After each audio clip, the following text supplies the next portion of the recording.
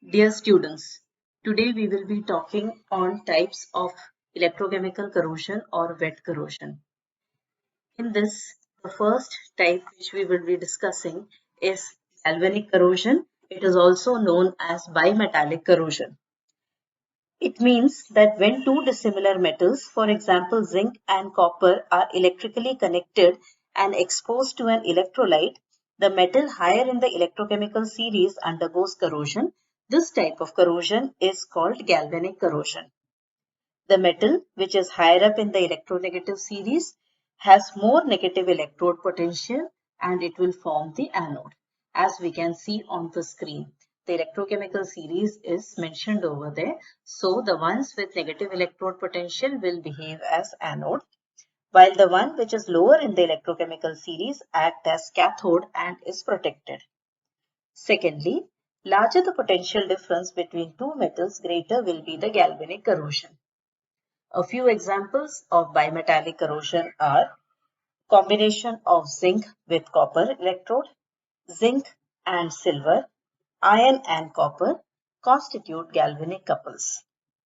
Application of bimetallic corrosion is use of copper pipes in conjunction with iron pipes in water distribution system. It has been the cause of galvanic corrosion.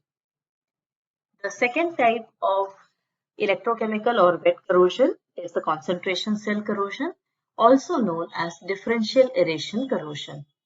By differential aeration corrosion, we mean different air concentration. This type of corrosion is due to electrochemical attack on the metal surface exposed to an electrolyte of varying concentration or of varying aeration.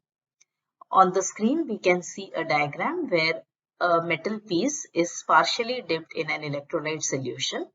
So, the portion which is inside the electrolyte solution will be poorly oxygenated, whereas that part of the zinc rod which is above the electrolyte solution will be well oxygenated and will behave as cathode.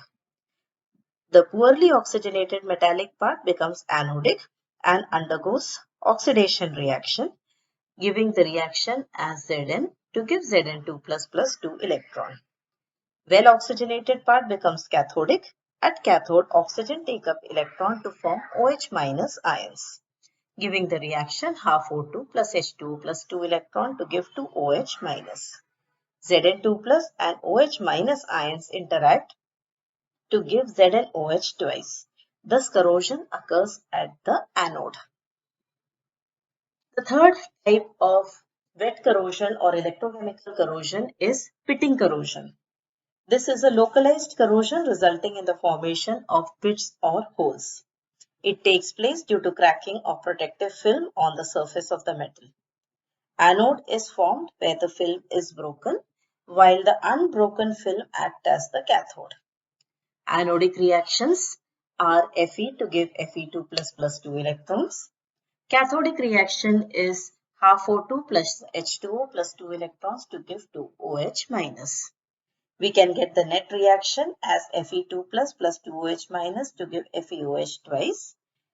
As we have discussed in the mechanism of wet corrosion, there can be formation of two types of rust. If the supply of oxygen is high, it gives rise to yellow rust, which is FeOH thrice. If the concentration of oxygen is less, it gives rise to black rust of ferrous magnetite. Formation of small anodic and large cathodic area set up a potential difference at localized spots, forming pits. Once a small pit is formed, rate of corrosion increases. Pits are sometimes isolated or so close together that they look like a rough surface. Corrosion takes place at anode and rust is accumulated. The rust further screens the bottom of the pit from oxygen, thus rate of corrosion increases. Presence of impurities like sand, dust, etc. embedded on the metal surface leads to pitting corrosion. The fourth type of wet or electrochemical corrosion is intergranular corrosion. Alloys are more susceptible to intergranular corrosion. When molten metal is solidified, Solidification starts at number of randomly distributed nuclei within the molten mass. Each of them grow in regular pattern or atomic array to form grains. Grain boundaries are more prone to corrosive attack. This is due to precipitation of certain compounds at the grain boundaries.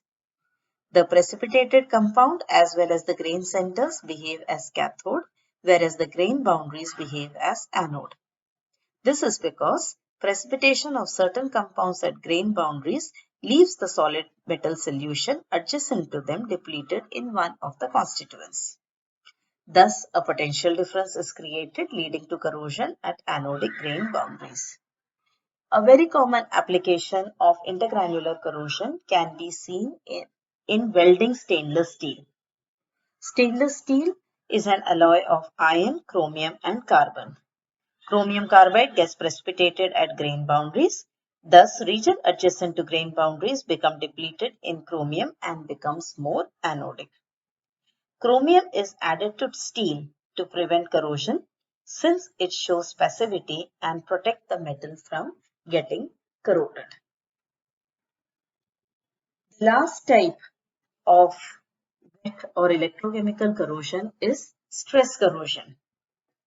Stress is due to the combined effect of mechanical stresses and corrosive environment on a material.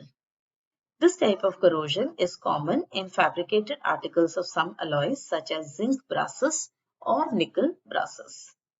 During fabrication, materials are subjected to various types of uneven stresses such as rolling, drawing, or insufficient annealing. By rolling, we mean that when a metal is changed into thin wires. By drawing, we mean that the metal is changed into thin sheets, and insufficient annealing means irregular heating and cooling process. As we can see in the diagram, the metal under stress becomes anode as compared to the other areas which act as cathode. Anodic areas suffer corrosion in presence of the corrosive environment. Stress corrosion is unpredictable in nature. Even after years of trouble-free service, a metal can suddenly crack without any warning or previous deformation. Every type of stress cannot cause corrosion. Stress should be of sufficient magnitude to cause corrosion. Different type of environment are required for different alloys for stress cracking. Example, cracking of brass takes place in the presence of traces of ammonia solution. Under stress corrosion, we will be discussing about season cracking. This type of cracking is commonly observed in copper alloy articles. Pure copper is immune to stress corrosion, but presence of alloying agents such as zinc, aluminium, antimony, arsenic, etc. make it prone to stress corrosion. The reason behind why pure copper is immune to corrosion, because over there is presence of only one metal.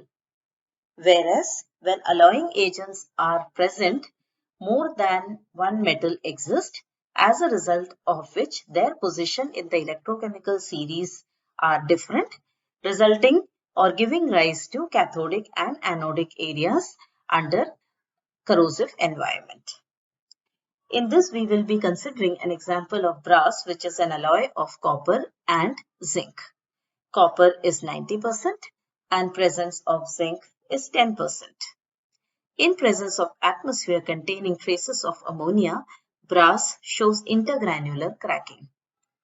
Both copper and zinc present in brass can form stable complexes in ammonia solution.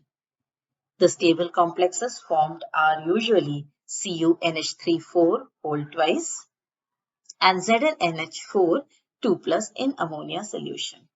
This causes dissolution of brass leading to formation of fissures.